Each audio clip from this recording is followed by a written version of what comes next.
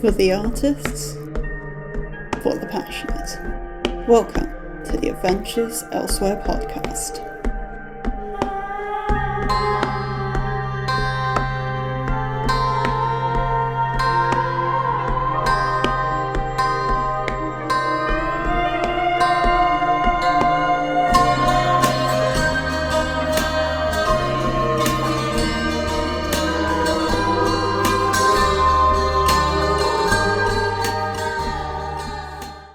Alright, hello everyone and welcome back to the Adventures Elsewhere podcast. I am your host Jade Black, and today I'm talking about character backstory. And if you've listened to this podcast before, you might be thinking, hang on a minute, because I have said a few times now that I just jump into a project without really knowing anything at all about who I'm writing, and backstory is definitely one of those things that I don't know. But there's always a certain point I get to in a project where I'm like, okay, but where does this trait come from, or where does this weapon usage come from, or something that I want to know more about, whether it's essential or not. I'm curious, I want to know more, so I ask different questions depending on exactly how it is. And because this is more of a craft-based episode, I feel the need to say that, as always, this podcast isn't here to give writing advice. I'm just here to talk about my craft, my process, what works for me, what I love doing, all that jazz, that's the deal. So I think the goodest place to start as any is with the first one of the determined ones I met. Now, for context with this one in particular, I usually write strictly linear, but Coney's project was not. It was franken-drafted and it was a mess, and it's another reason I've never done it again since.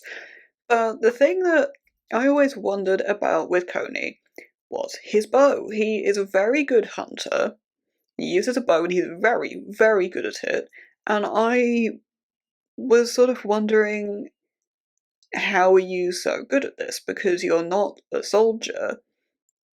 And I ended up learning a whole lot about his dad, because his dad was also a hunter, and so was his mother, it turns out. They sort of ran a freelance hunting business together, and they would sell their own produce, so be that meats or furs or whatever, all of that sort of pretty normal thing in Yukai for the most part. And then once Coney's mother died, Coney's dad decided, you know, it would be a really good ethical decision as a businessman would be to get, my kids working for me and, doing the part of the job I don't want to do. But, there's a minimum working age in Yukai, so I guess I'll just send them out in the neutral zone to circumvent that, and, that's totally fine, right? And so another one I had the same question with in terms of how and why are you good with this weapon is Toru. Toru's mentioned a few times in Snakebite. He gets a passing mention in Miss Nakagami and a few other projects. He is a mercenary, and he can use a lot of different weapons, but he uses nunchucks. And this is unusual, because nunchucks are illegal to use unless you're a spy in Yukai. No other nation really uses them. And, well, Toru is a mercenary, so I'm like, hang on, what's the deal there? How come you know to use these and know them so well? And it turns out he was once in the military, worked as a spy, and then there's the whole deal about why he left, which I would class as spoilers, so I'm not going to get into that. But yeah, I learned a lot about him asking that sort of question. And maybe some things that will come up in a future project that I didn't anticipate having. And yeah, you'll notice there's going to be a bit of a theme in this episode about, hang on, this one tiny detail that doesn't matter and I want to know more about. Oh crap, there's an entire book about it. I mentioned on this podcast once before, I think, that I had 39 planned projects. Yeah, it's now 42. So yeah, bad habit. let's move on to the second of the determined ones I drafted next, and that is a certain Mr. Ai Nagashima. And I was wondering why he was a diplomat, basically, because I knew from the beginning that he was once a soldier, because this comes up on page in Penstemon. Coney is Ai's assistant at that part of the timeline. And obviously Coney knows that Ai is an ex-soldier, Ai carries a katana around everywhere. I'm like, okay, so how did you get here, and where would you be if things were different? And what I learned through this was that Ai's a father, and basically after the war he was like, yeah, I don't think I should be doing this anymore if I've got a kid to be responsible for. And that question of where he would be if things were different, I mean, honestly, if he hadn't had a kid, he would not have left the army, I don't think. And he probably would have been a lot happier staying in the army, but that is not what happened. And it also made me wonder. One of the other things that made me wonder why he's a diplomat is because he doesn't have a lot of the classic character traits for being a diplomat. He's not diplomatic, for starters, but he can have quite a hot temper, and he's got a sharp tongue, and he's not afraid to say what he thinks, and just all those things. And like, this doesn't read as someone who always wanted to be a diplomat, and it's because he didn't. It was about, there was a gap between him being a soldier and diplomat as well, which I ended up learning about. But the job he had in the gap was basically not earning him enough to support his family, so he ends up being a diplomat instead. With someone like Atsushi, and Atsushi is Haru's dad for what it's worth, I've mentioned him on the podcast a few times by now, but I was always wondering why he didn't leave Hyukai. Because, how do I do this without spoilers? There's a bit of a sort of old soldier myth, I guess, that Hyukai is full of lingering ghosts. And that definitely seems to be the case for Atsushi. There's a lot of pain for him just in the land of Hyukai itself. And there's no real denying he'd be happier if he left, and he'd probably like the warmer weather down south, but it's partly because Haru is still in Hyukai, and he loves Haru and wants to be near Haru, but also there's unfinished business there. And this isn't something I was expecting from him, is this decades-long search for the truth of something. Again, getting really close to spoiler territory here. He has a very unique quest to fulfill, and if he left Hyukai without doing it, he'd never forgive himself as a father, but also as a man, I don't think. So, keeping on the Haru thread, and here's the third determined one that I drafted after all. The thing I always wondered with Haru is, like, how he's, again, as a diplomat, it seems odd that Haru is as emotional as he is and wears his heart on the sleeve in the way that he does, but also has such good emotional intelligence, because that's, it's not generally a set of traits you'd assign to a diplomat, or necessarily a young man at the start of his career, either. Like, over time, yes, it makes maybe more sense, but as a sort of 20-year-old man having, like, the level of emotional intelligence he does, I thought it was warranting of a little investigation into his backstory for me. And I figured this is something that he's clearly well practiced in and has known about for a long time, so stems from his family. What are his family like? And it turns out that, I mean, Atsushi is a sweet bean. He's lovely, we love him. But also, Haru, he's the only other boy in Haru's house. It's Haru and Atsushi, and then we've got Haru's mum and the three sisters. So, yeah, Haru was raised in a family of girls, and at that point, emotional intelligence is kind of a matter of survival. It's also just part of who Haru is and his dad and who he is, because his dad is also very emotional, wears his heart on his sleeve, and very much taught Haru to not be afraid of his feelings and all those sorts of things because he didn't want Haru, because he wanted Haru to turn out right, basically, and be healthy and all that, and that's not who Haru's mother is really at all. I mean, she's not big, but she's like relatively scary and all that. Like she's a nicer woman and all that, but you know, she's tough. And she's not someone you'd see lots of emotions from. And it's also something I wondered about with Janeth in terms of what his family is like. He's a side character in Black Executioner. He appears in Snakebite as well, and in Miss Nekagami briefly. But Janeth is one of those people that I ended up spending more time with drafting Black Executioner than I expected to. And he was always one of those that seemed cut off from really everybody else. He's a bit of a loner in a sense, but also very friendly. But the main thing I found was that he is just absolutely unflappable.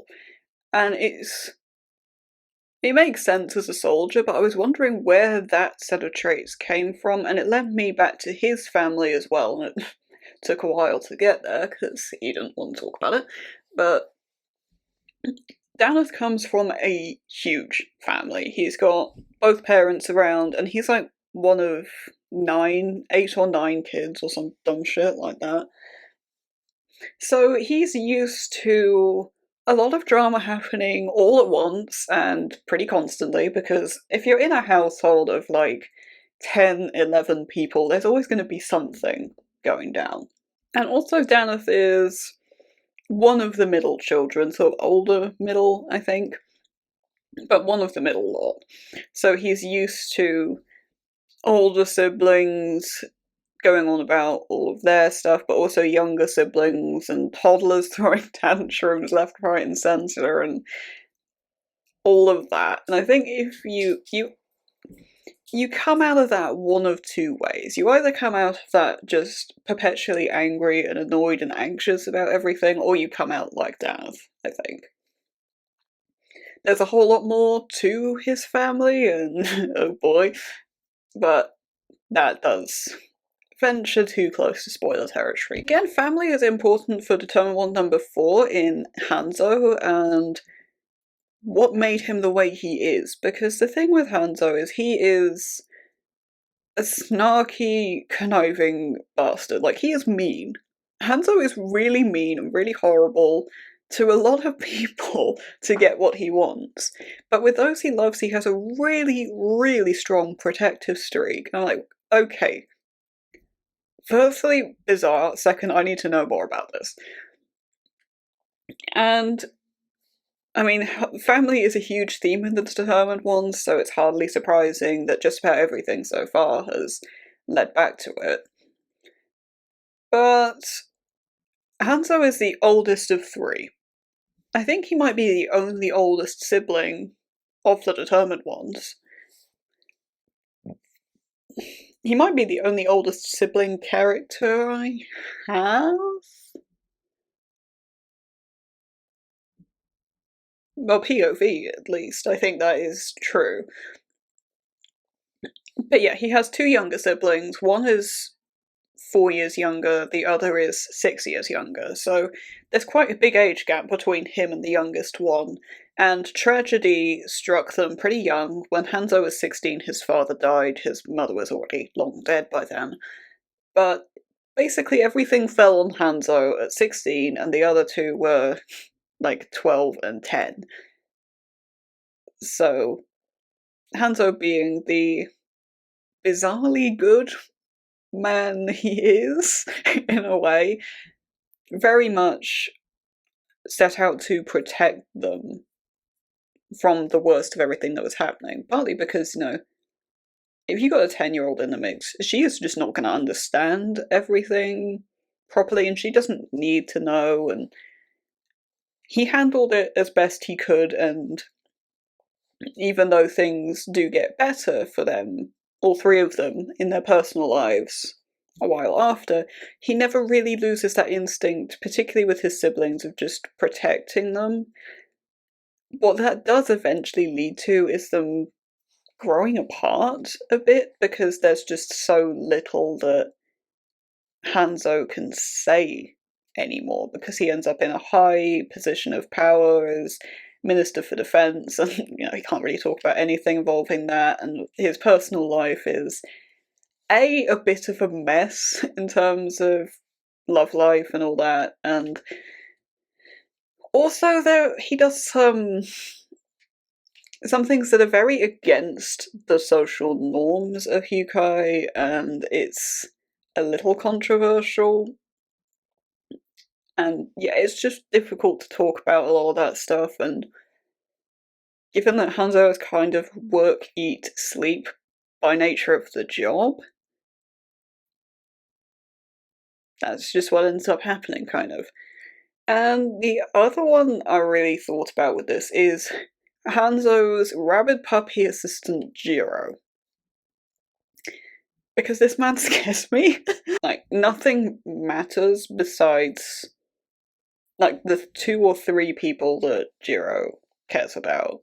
And, like, the land itself, whatever. If everything was set on fire tomorrow, if no one he cared about was around, he probably wouldn't do anything. And, yeah, something's gotta happen to make you that weird, I think. Like, he's sort of weirdly obsessive about certain things, and then and really, it led me to think, I mean, there's a whole deal with Jiro's family that it's not clear if it's blood family, or if it's adopted family, or anything. It's really not clear what's gone on there, but there's clearly an amount of, like, legitimate mental illness in there as well, and I don't know the full extent of really anything to do with Jiro yet. It's something I'm still exploring, but it's an entire rabbit hole that has, yeah, guess what, manifested in at least one project so far. It wouldn't surprise me if there was going to be a second, honestly.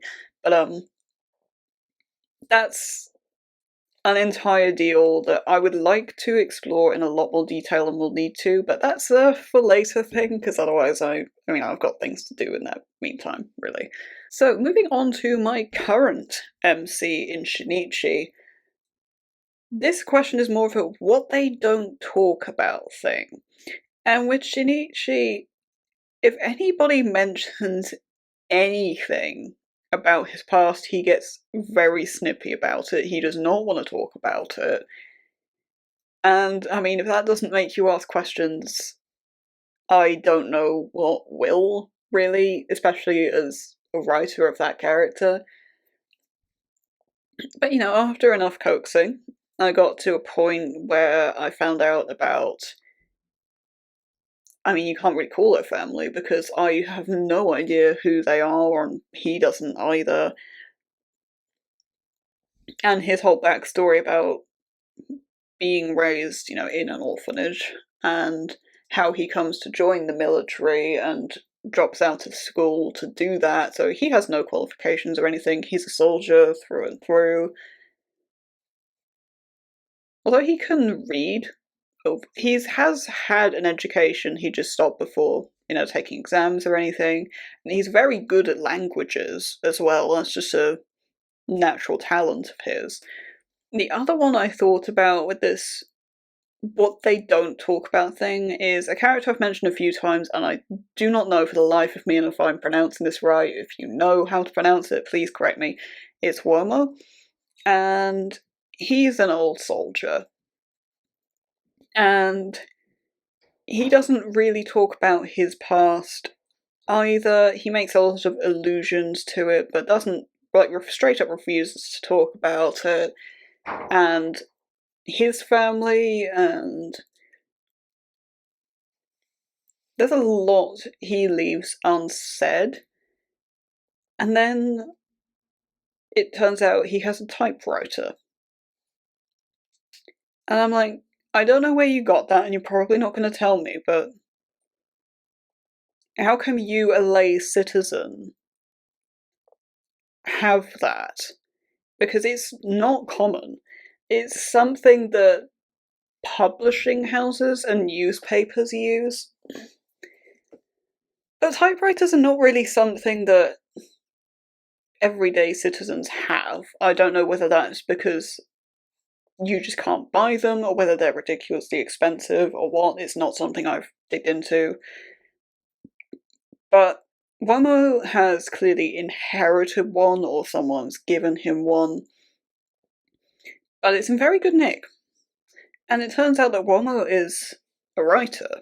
He writes, and that's where a lot of all of those things come out in a more artistic fashion, as any writer will understand.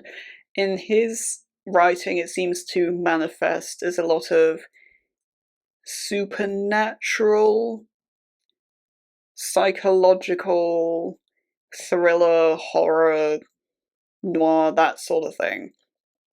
A lot of literal ghosts and manifestations of things, and I can't wait to learn more about that in time. Yes, there's a project tied to this as well. Probably just the one, because I don't think he'd let me do another, but yeah, I'm very interested to know more about him. This one was really interesting in the time I've been writing Beneath the Moon that's been backburnered for now, for what it's worth. One thing I was very curious about with Helga is her reluctance to actually attack Hyukai internally. It doesn't, other people don't see it. The people around her see her as very gung-ho, we must do it, and really pushing for it. But inside she's very, very reluctant to do this. She is aware of all the risks, and probably more aware of it than just about anybody else. But she knows it's something that still has to be done anyway, and this is the thing, it's not something she wants to do, and it's like the whole real deal of ruling a nation, while co-leading it, is not something she wants to do, it's a need.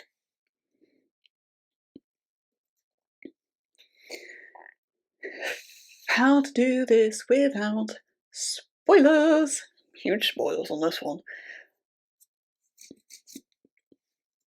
The deal is, with South Fjordvik, if you go all the way back to the downfall and the partition after the downfall, South Fjordvik asked for a certain chunk of land. I believe I've alluded to this on the podcast before.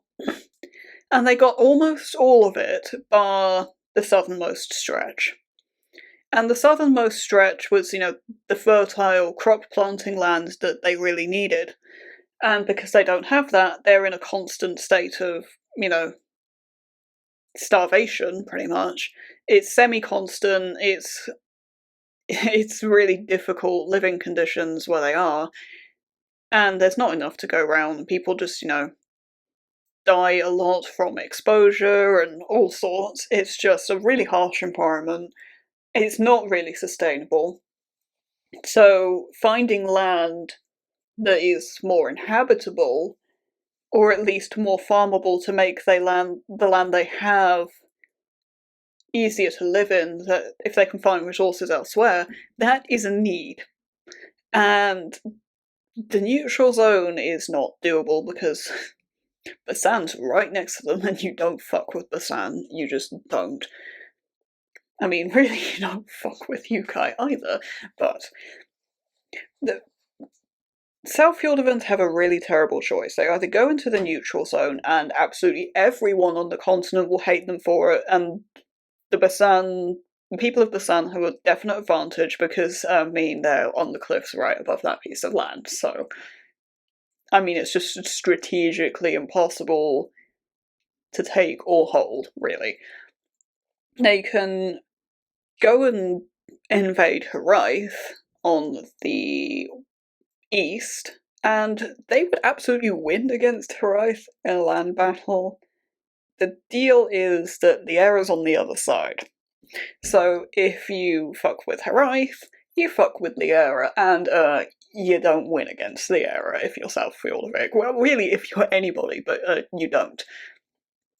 So that sounds a question, leaving them with Hukai.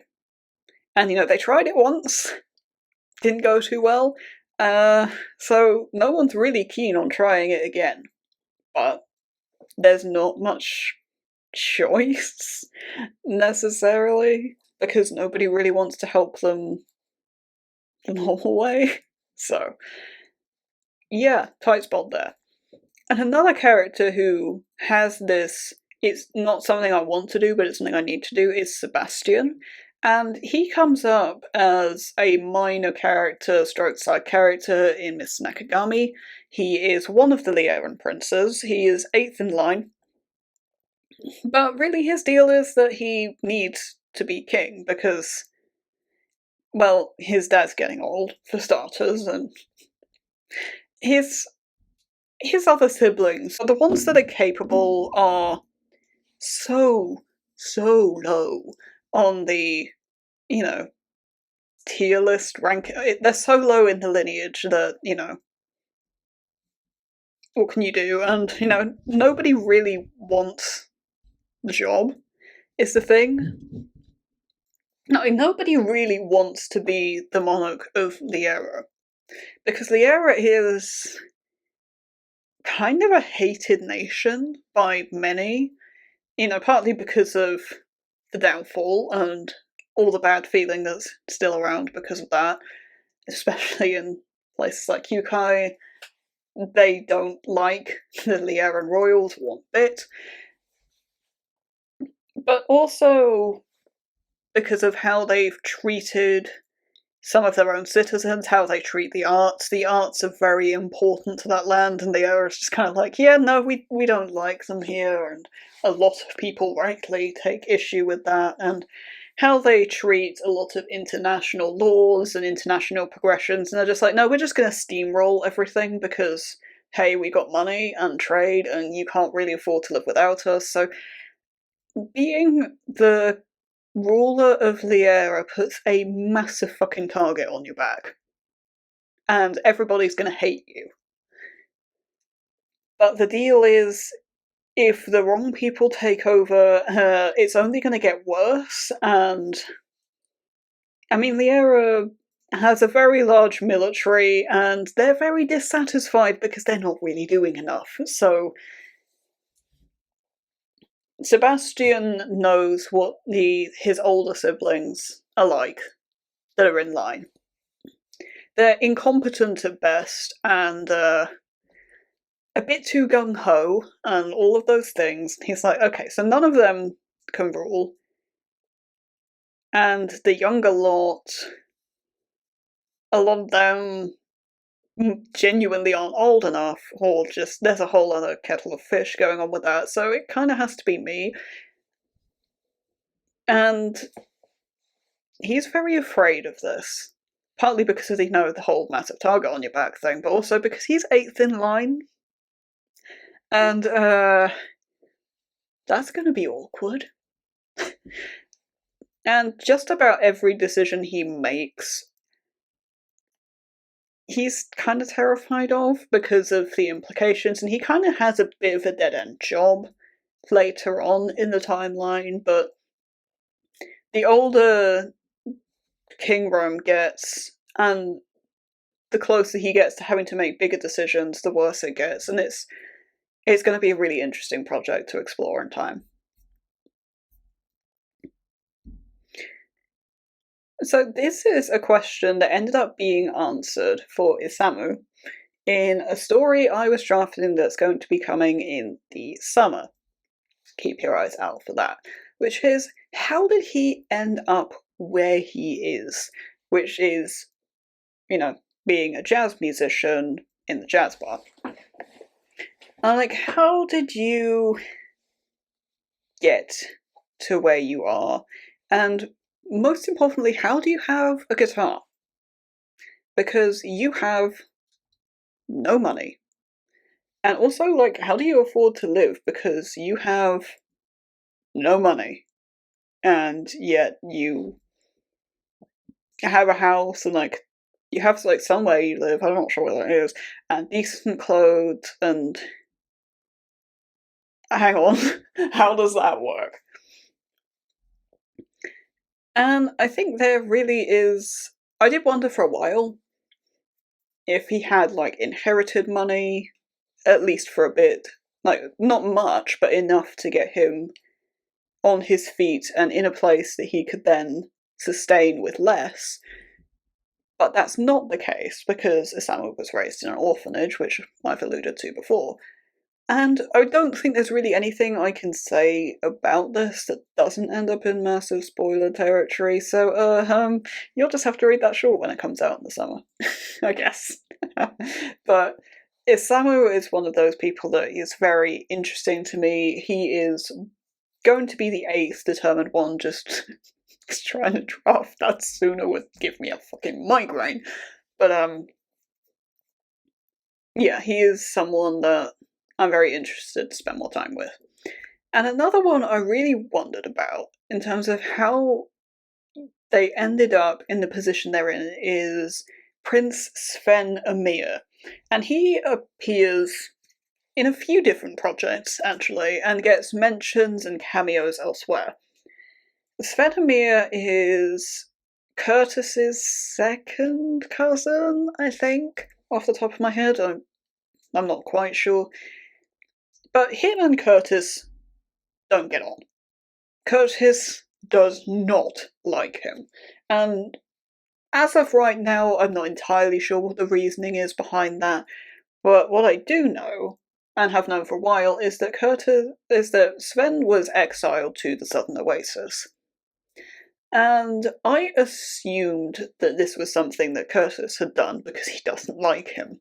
Although that seems quite harsh for Curtis. But it turned out that Curtis didn't do that. His dad did. He'd already been exiled for quite a while before Curtis really even knew who he was. He was quite possibly exiled before Curtis was born. And this was a really interesting point to me, that neither Curtis nor his dad like this man, because that is quite rare. Generally speaking, Curtis is kind of the opposite of his dad, and I'll get into that a bit more later. But the fact that they both didn't like him really led me to wonder why. And it's basically, in the case of Curtis's dad, Sven knows some things that Curtis's dad does not want him to know. With Curtis and Sven, I'm still not quite sure what's happening there, but Curtis is pretty happy for him to stay in exile, so, you know, that's not going to be changing anytime soon. And there is an entire project that's going to be dedicated to Sven, partly because Haru met him. I assumed that Sven was just not really a good guy. But then Haru met him, and he actually seemed pretty decent. I mean, Coney had also met him and thought he seemed decent, but that was little more than a passing meeting. It was like a couple of exchanged comments and that was it, and Coney isn't always the best judge of character. So, I didn't think much of that, but Haru seemed to have a soft spot for him, thought he was a bit naive, if anything. So there are a lot of questions I have about Sven. particularly about why Curtis dislikes him so much, and why he is alluded to be meddling with things in Snakebite, because how do you do that while you're in exile? We will find out in time. So going back to Curtis and his dad, the misconception about Curtis is that he's like his dad, and this comes up as like one of the first things in Penstemon. And it immediately made me question a lot of things about Curtis while drafting Penstemon when I met him. It's like, okay, you are nothing like any of these people are saying, and I mean, yes, that's because Ahara's a racist piece of shit, but, you know. Again, it got me thinking, this is in the really early stages of the Term Bonds, why are you not like your dad, and why does everybody think that? And, spoilers. Well, Curtis and his dad did not get along. Like, at all, and it's not really much of a secret, within Malso at least. And so, you know, Curtis made it a point from a very young age that I'm not going to be like you, because I don't think you're a nice man. Curtis's dad takes this very personally, surprise, and decides, right, okay, well, have fun, like, never seeing anybody ever. Then you're just gonna be, you know, kept away from public view completely, and I will talk about you how I please, and I will shape your image so that people think you're just like me, because that's what I think is best for Malso. Well, at least that's what he says. And, you know, plenty of people believe this because why wouldn't they? But also, Curtis's dad is not a very liked man because, you know, he's terrible. He's an arse. I don't like him one bit. And it's hard to say much about this without getting really into spoilers. So we're going to go on to Kurisu, who is Ai's daughter. And the misconception about her is that she's like her dad as well. And, you know, Ai knows better than this, but a lot of people don't, because Kurisu's very young throughout most of the timeline. Like, by the end of the timeline of the Town One, she's like 24, but, you know, she hasn't done very much. Like, she was involved in some campaigning, but she was never the face of that. Despite the fact she did a lot for it, you know, just keeping anonymity for safety's sake and all that, she was never a particularly well-known face in it. And besides that, she worked for a flower shop. She then ends up in being a junior assistant in politics because the flower shop closes, but like that's not a notable job. That's just paper pushing, really. It's nothing. So, you know, nobody really knows her or much about her. And, you know, but everybody knows Ai and knows what he's like. And they assume because, you know, he was definitely the dominant parental influence that, oh, she must be like him. And this annoys the hell out of her. Because she's really not that much like him. She's a lot less confident, for starters. She's a lot more impulsive, very, very angry, and not in a controlled way, whereas I never think of Ai as being a particularly angry person. Like, he can have a short fuse, don't get me wrong, but he's not a particularly angry person. Generally speaking, he's very, very calm. And this whole effectively just living in her dad's shadow, and it only gets worse and worse as the timeline goes on, that drives her to do some things that I'm very excited to write about.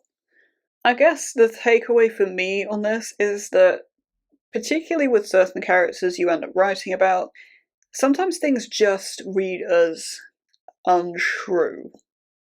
And there's always something a bit deeper to that, and it takes some work to figure it out. And figure out what questions you need to be asking. But it can lead to a lot, and probably extra books, at least in my case. Hang on. So this is your involvement in that specific deal. But then there are all these people involved in it, and hang on, there's that thing there, and you haven't seen enough of this for me to write a book from your POV about it, but this guy over there who I thought was no longer significant, and oh crap, suddenly I have 42 books planned.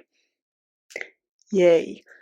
And if you want to know more about these 42 books, as I write them and get semi-live updates, and more about characters and the details of stuff pretty much as I figure stuff out, the place you'll find that is on Twitter. I am JadeBlack21 on Twitter. I'm also a prompt host on there. I host the monthly Thrills prompts. And as of the day I'm recording this, we actually hit trending yesterday. Which is insane, and my brain still hasn't, caught up with that at all, but that is genuinely a thing that happened, so come and join the crowd. Each month there's a new theme, so the theme for February is love, for, obvious reasons, but there's going to be a completely different theme for March, and then April, and all of that. So come along and join the fun. It is tailored to darker literature, but all genres are welcome. If you're looking for the home of the podcast, which you probably are if you are here, then check out Instagram. I'm Jade_Black21 on there. You'll get advance notice of what the episode is for the week because there's no schedule. And you'll also get soundbite teaser reels and other things as and when I experiment with them. So that is Jade_Black21 on there. And if you too are a writer, if you are published or on the way, please do get in touch. I am jade42black@gmail.com. I would love to interview you. I would love to be part of your journey. So, a few things to note. It doesn't have to be a novel. Novellas are very much welcome. It doesn't have to be a new release. It doesn't have to be out yet. It doesn't need to be a particular genre or age category. Whatever you've got, bring it in. Let's see what we can do. Indie and self-pub, you are the people I want to hear from the most. Make sure you come along. But that is about all for now. This is a much longer episode than I was anticipating. Hope you've enjoyed it. And until next time, you have a wonderful rest of your day. Thank you for listening. If you enjoyed this episode, please consider leaving a like. It helps the channel a lot. Intro and outro music by me. Copyright J Black 2024.